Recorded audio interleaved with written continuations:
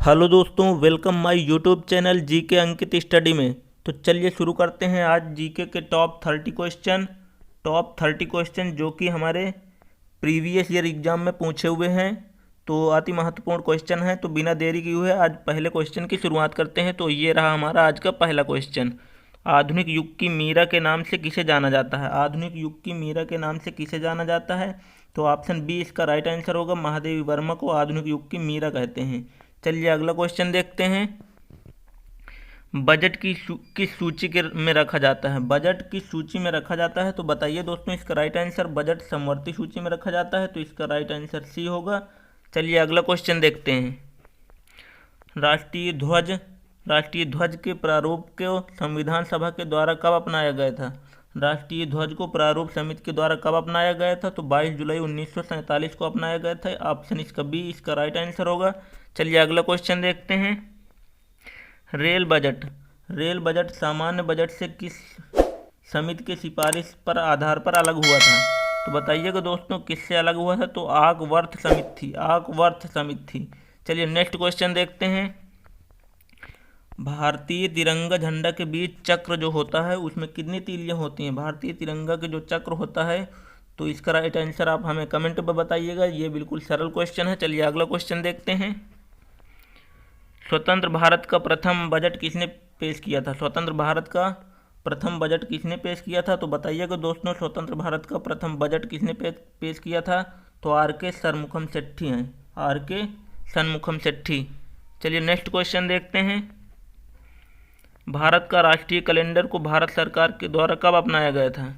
भारतीय राष्ट्रीय कैलेंडर को भारत सरकार के द्वारा कब अपनाया गया था? तो बताइएगा दोस्तों इसका राइट आंसर क्या होगा? तो इसका राइट आंसर होगा 22 मार्च 1957। 22 मार्च 1957। चलिए नेक्स्ट क्वेश्चन देखते हैं। भारत का राष्ट्रीय जलीय जीव क्या है? भारत का राष्ट्रीय जलीय जीव क्या है? तो भारत का राष्ट्रीय जलीय जीव डॉल्फिन है। ऑप्शन सी इसका राइट आंसर होगा। चलिए नेक्स्ट क्वेश्चन देखते हैं। वैट को सर्वप्रथम किस राज्य ने अपनाया था? वैट को सर्वप्रथम किस राज्य ने अपनाया था? तो वैट को सर्वप्रथम हरियाणा राज्य ने अपनाया था। ऑप्शन डी इसका राइट आंसर होगा। चलिए नेक्स्ट क्वेश्चन देखते हैं। प्रथम विश्व हिंदी सम्मेलन 1975 में कहाँ हुआ था? प्रथम विश्व हिंदी सम्मेलन 1975 में नागपुर में हुआ था, जो कि भारत में है। और भारत में 2 सम्मेलन और हुए हैं। एक 1983 में हुआ था, एक 2015 में हुआ था। पहले दिल्ली में हुआ था, फिर भोपाल में। चलिए नेक्स्ट क्वेश्चन देखते हैं। सैनवैट का संबंध किससे है? सैनवैट का संबंध किससे है? तो सैनवैट का संबंध दोस्तों किससे है? उत्पाद शुल्क से। इसका राइट आंसर डी होगा। चलिए नेक्स्ट क्वेश्चन देखते हैं। विश्व की सबसे प्राचीन लिखित भाषा किसे कहा जाता है? विश्व की सबसे प्राचीन लिखित भाषा किसको माना जाता है? तो सुमेरियन भाषा को लिखित भाषा के रूप में माना जाता है। चलिए नेक्स्ट क्वेश्चन देखते हैं। भारतीय संविधान की 8वीं अनुसूची में कितनी भाषाओं को सम्मिलित किया गया है? भारतीय राष्ट्रीय भाषा को 22 भाषाओं को सम्मिलित किया गया है 8वीं अनुसूची में। चलिए अगला क्वेश्चन देखते हैं। सत्यमेव जयते कहाँ से लिया गया है? सत्यमेव जयते कहाँ से लिया गया है? तो इसका राइट आंसर मुंडकोपनिषद होगा। ये वेरी वेरी इंपॉर्टेंट क्वेश्चन है। चलिए अगला क्वेश्चन देखते हैं। भारत में सर्वाधिक बोली जाने वाली भाषा है। भारत में सर्वाधिक बोली जाने वाली भाषा हिंदी है, उसके बाद बंगाली है, तीसरे नंबर पर मराठी है। चलिए अगला क्वेश्चन देखते हैं। आधुनिक युग का तुलसी किसे कहा जाता है? आधुनिक युग का तुलसी किसे कहा जाता है दोस्तों? आधुनिक युग का तुलसी किसे कहा जाता है? मैथिली शरण गुप्त को, जिसे आधुनिक युग का तुलसी कहा जाता है। और राष्ट्रकवि भी इसे गांधी जी ने इनको राष्ट्रकवि की संज्ञा दी थी। चलिए नेक्स्ट क्वेश्चन देखते हैं। संस्कृत व्याकरण के जनक किसे कहा जाता है? तो संस्कृत व्याकरण के जनक ऑप्शन डी पाणिनि को कहा जाता है। चलिए नेक्स्ट क्वेश्चन देखते हैं। संसार का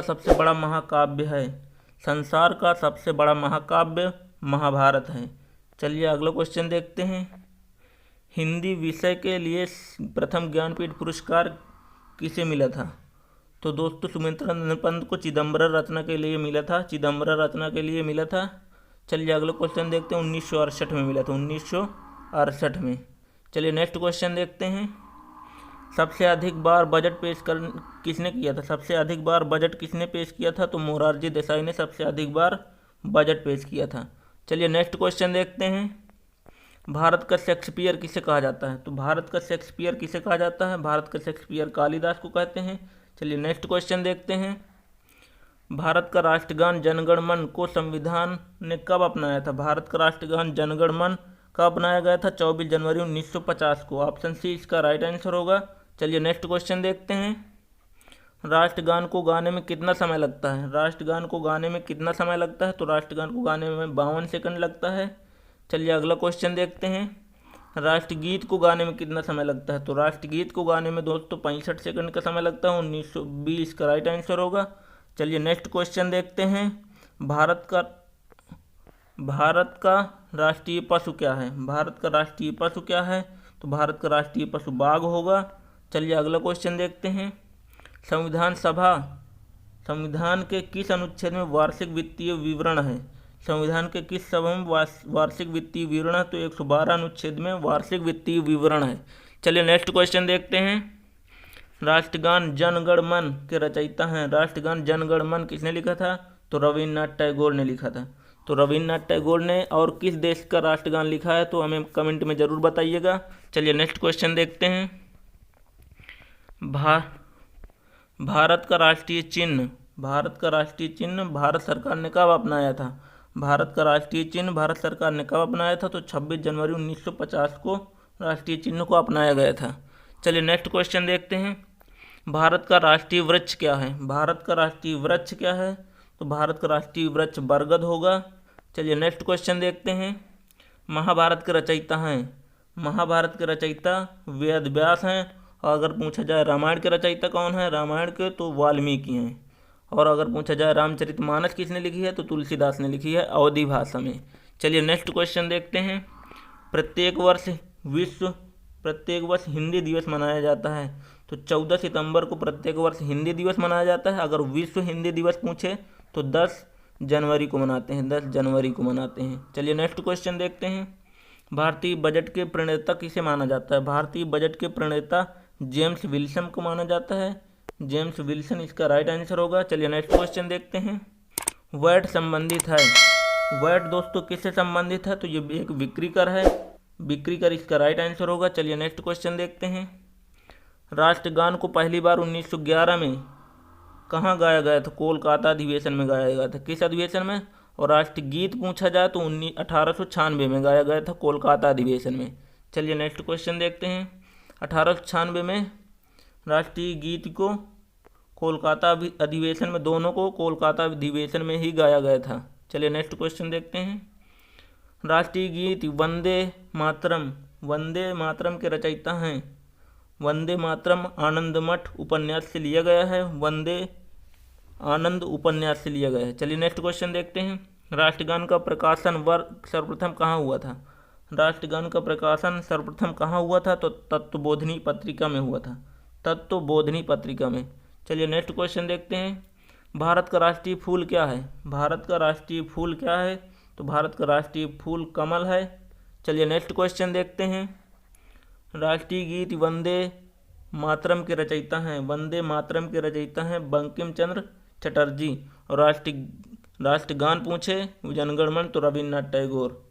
तो इसका राइट आंसर सी होगा। चलिए नेक्स्ट क्वेश्चन देखते हैं। भारत के झंडा गीत के लेखक हैं। भारत के झंडा गीत के लेखक कौन है दोस्तों? बताइएगा। श्यामलाल गुप्त हैं। इसका राइट आंसर ए होगा। चलिए नेक्स्ट क्वेश्चन देखते हैं। प्रथम हिंदू निर्माता कौन है? प्रथम हिंदू निर्माता दोस्तों मनु है। मनु इसका राइट आंसर होगा। चलिए नेक्स्ट क्वेश्चन देखते हैं। भारत का आइंस्टीन किसे कहते हैं? तो नागार्जुन को भारत का आइंस्टीन कहते हैं। तो दोस्तों यहीं पर हमारे टॉप 40 क्वेश्चन समाप्त होते हैं। Top 40 question. तो दोस्तों अगर वीडियो अच्छा लगा हो तो चैनल को सब्सक्राइब जरूर करिएगा और दोस्तों में शेयर करिएगा। तो दोस्तों ऐसे ही वीडियो पाने के लिए चैनल को सब्सक्राइब जरूर करिएगा।